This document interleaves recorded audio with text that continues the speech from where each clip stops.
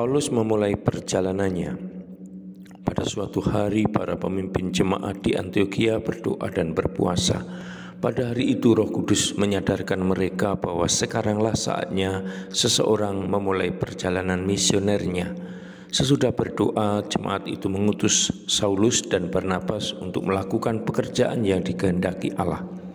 Mereka berlayar ke Pulau Siprus, kemudian ke Asia Kecil yang sekarang disebut Turki. Pertama-tama mereka berbicara kepada orang-orang Yahudi dan kemudian kepada orang-orang kafir.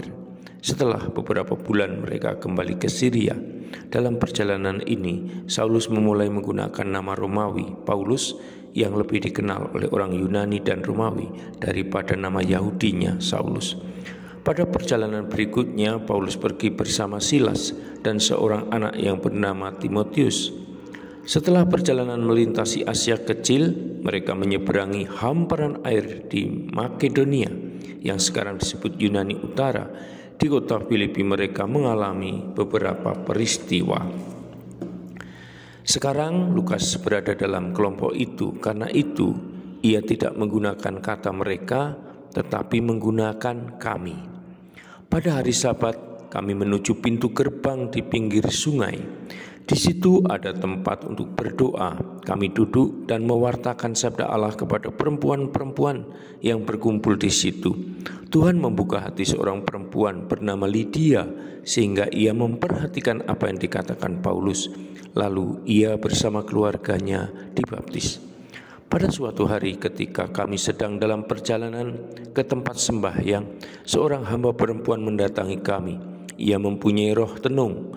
Dengan roh itu ia meramalkan masa depan dan para pemiliknya akan memperoleh banyak uang. Ia mengikuti kami dari belakang dan berteriak, "Orang-orang ini adalah hamba Allah yang Maha Tinggi."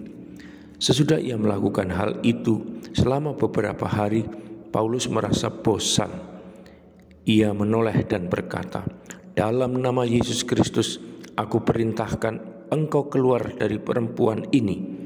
Lalu roh itu segera meninggalkan dia.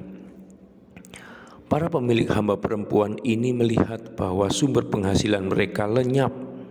Karena itu mereka menangkap Paulus dan Silas, membawa mereka ke para pemimpin kota dan berkata, "Orang-orang ini sedang mengganggu kota kita.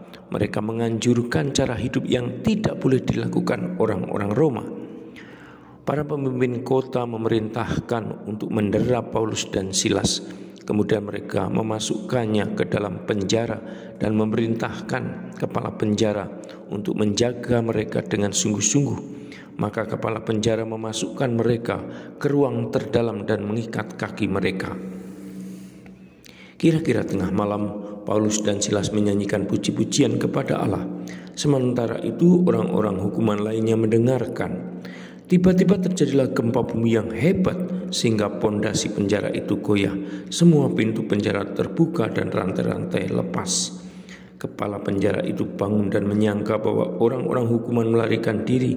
Maka ia menghunus pedangnya hendak membunuh diri. Namun Paulus berteriak dengan suara nyaring, "Jangan celakakan dirimu, kami semua masih di sini."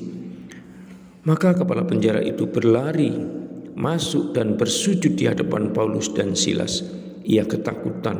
Kemudian ia membawa mereka keluar dan bertanya, "Saudara, apa yang harus kulakukan supaya diselamatkan?" Mereka menjawab, "Percayalah kepada Tuhan Yesus dan engkau akan diselamatkan, engkau dan keluargamu." Mereka memberitakan sabda Allah kepada dia dan semua anggota keluarga dan hamba-hambanya. Ia membersihkan luka-luka mereka dan dibaptis, ia dan semua yang hidup bersamanya. Kemudian ia membawa mereka ke rumahnya. Di situ ia mengadakan perjamuan dan merayakan kepercayaannya kepada Allah. Hari berikutnya, pemimpin kota mengirimkan polisi dengan perintah ini, "Biarlah orang-orang ini pergi." Ketika kepala penjara memberitahu Paulus untuk meninggalkan kota secara diam-diam, Paulus menolak. Paulus adalah seorang warga negara Roma. Perbuatan mereka melawan hukum karena mendera dia dan memasukkannya ke dalam penjara tanpa pengadilan. Paulus berkata, mereka telah mendera kami di depan umum tanpa diadili, padahal kami warga negara Roma. Mereka melemparkan kami ke dalam penjara. Sekarang mereka pikir dapat memaksa kami keluar secara diam-diam. Sama sekali tidak. Mereka harus datang sendiri dan mengeluarkan kami. Para polisi memberitahukan hal itu kepada para pemimpin yang ketakutan ketika mereka mengetahui bahwa orang-orang ini adalah warga negara Roma. Maka mereka pun pergi dan memohon maaf kepada mereka. Para pemimpin membawa mereka keluar dan meminta mereka meninggalkan kota itu. Saudara dan sahabatku, demikianlah Havernan mengisahkan kembali kisah para rasul bab 13 sampai dengan 16. Semoga perjalanan misi Paulus yang begitu indah juga memberi semangat untuk hidup kita pada zaman ini. Salam Tuhan mencintai kita semua dengan hati yang berkobar.